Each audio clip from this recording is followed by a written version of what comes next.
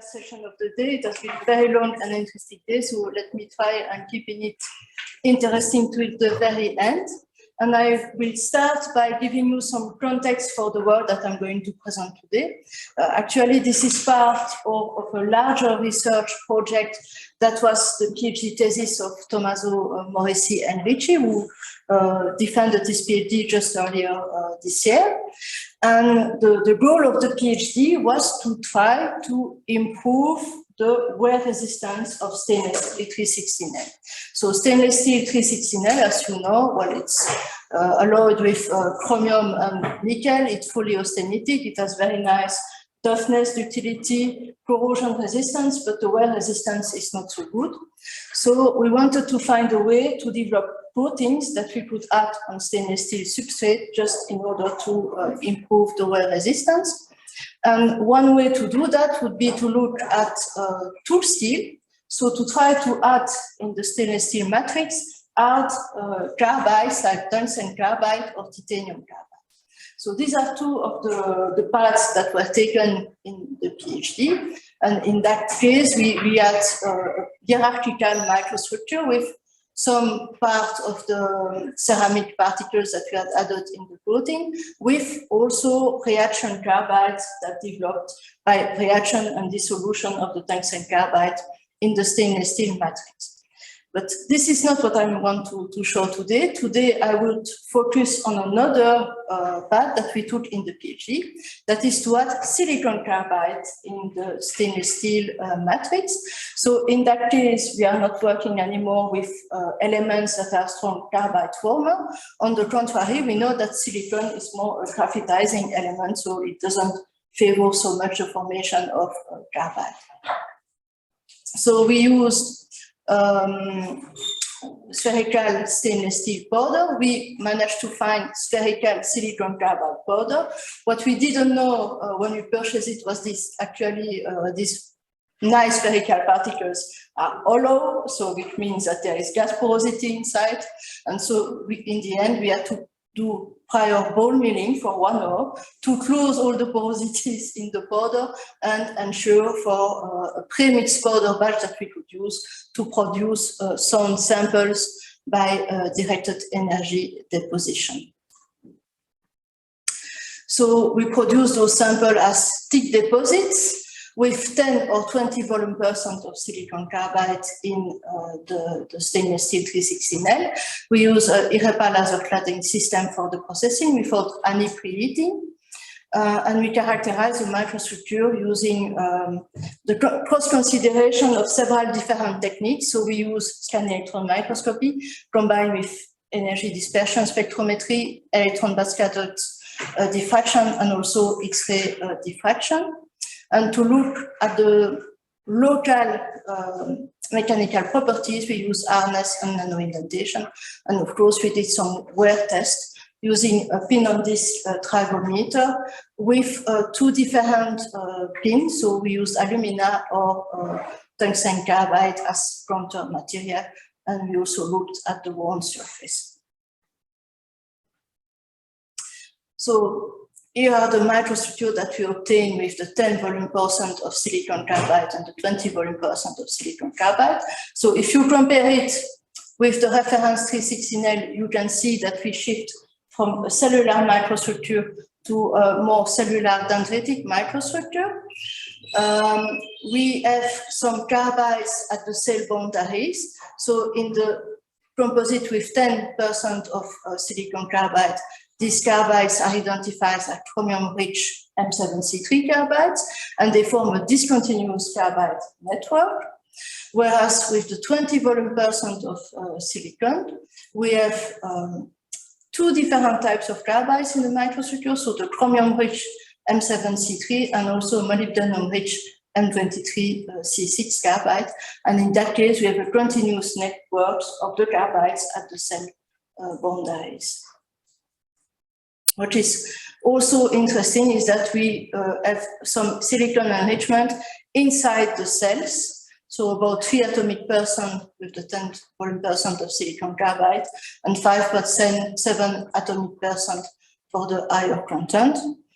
And just to confirm that the matrix is still fully austenitic, you can see here the X-ray diffractogram for the 316L reference sample also produced by DND, and here for the sample with the 20 in volume percent of silicon carbide. So we have an alloy that is still fully austenitic with some carbides and silicon enriched inside the matrix.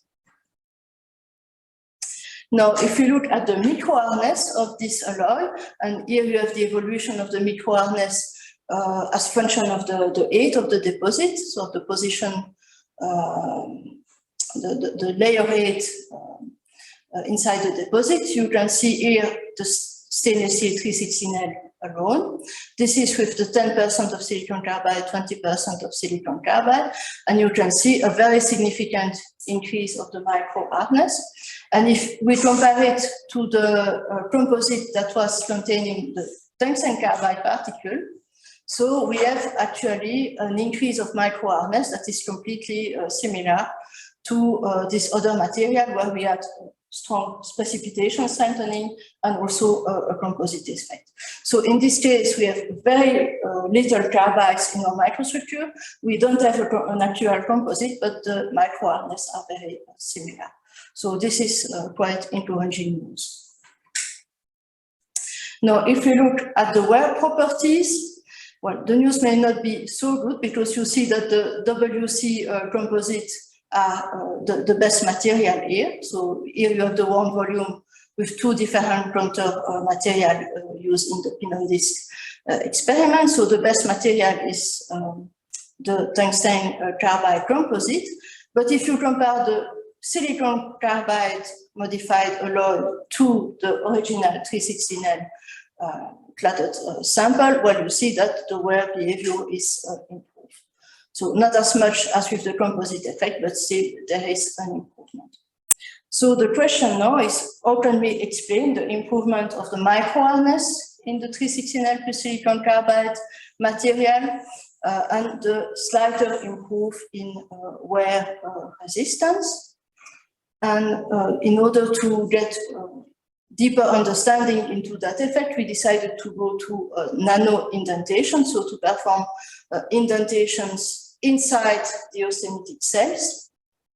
So this is for the 316L alone, with the 10% silicon carbide and the 20% silicon carbide. And what we can see is that the nano hardness inside the austenitic cells is drastically improved by the addition of silicon carbide in the material. And indeed, we have a higher hardness than for the tungsten carbide added material or for the titanium carbide added material. So we expect that to some extent, this high increase of nano hardness in the austenitic matrix is compensating the lower strengthening by precipitation and the lower composite effect in this silicon carbide modified stainless steel. So in order to understand this improvement of nano hardness inside the austenitic matrix, we can go back to local measurements of the chemical composition, so using EDS. And what we see is that with the silicon carbide addition, so the 10 and 20%, we have an increase, as I already said, of the silicon content dissolved in the austenitic matrix. And on the other hand, we have a slight decrease of the molybdenum and the chromium content due to the carbide precipitation in the modified alloy. And this silicon increase in the austenitic matrix is something very interesting because we know that in BCC iron, silicon is a very strong, very potent solid solution strengthener. It's a well-known effect, for instance, in multiphase trip steel, where you can see in literature that you have hardening effect of about 100 megapascal per weight percent of added silicon in your microstructure. And this is also a bit strange because silicon is one of the few elements, if you look here at the lattice parameter as function of alloy content, it's one of the few elements that induce a construction of the lattice parameter. But it is one of the most potent solid solution strengthener that you can find in BCC ion. Now, if you are looking for data for FCC ion, well, you barely can find any, and this is probably because the silicon is an alpha stabilizing element, so there are very scarce data about silicon effects in austenitic matrix. So we might have the first data here in this work.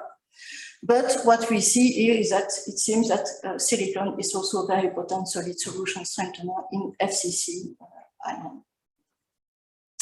And in order to try to rationalize that somewhat, we have also looked at the standard deviation of atomic size that is induced by the silicon enrichment in the austenitic matrix. So this is actually a parameter that is quite commonly used, for instance, in high entropy alloys to try to quantify the lattice distortion that are induced by multi-component elements. Multi-components alloys, and here we have computed this standard deviation for the 316L alone for the addition of the 10% of silicon carbide and the 20% of silicon carbide. And what we can see is that the delta, so the standard deviation of atomic size, is not as high by far as for high entropy alloys, but still the silicon addition in the austenitic matrix can induce a significant increase of the delta parameter, and this comes together with the increase of the nano hardness. So to conclude this presentation, what we have seen here is that, of course, what is already well known is that the high cooling rates that are experienced in directed energy deposition lead to fast solidification and formation of out of equilibrium microstructure with some phases that may be metastable. In this case, by adding a ferrite forming element into a fully austenitic steel, we managed to keep a fully austenitic material with high silicon content dissolved in the austenitic matrix.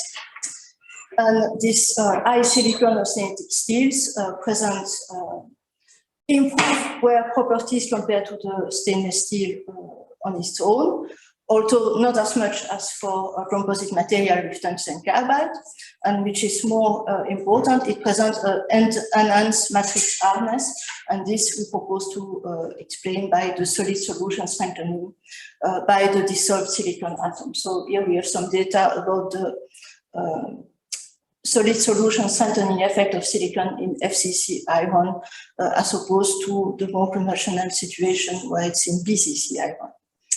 And so as prospects for this work, well, we would like to, of course, investigate further the tribological properties of the material and maybe also look at other properties like possibly corrosion resistance. So I just would like to thank again the funding bodies for this work, so the Walloon region under convention FEDER Yawata, the people from the Zurich Research Center and from Liège who helped with samples preparation, and of course I thank you for your attention and for staying until the very end of the day. Thank you.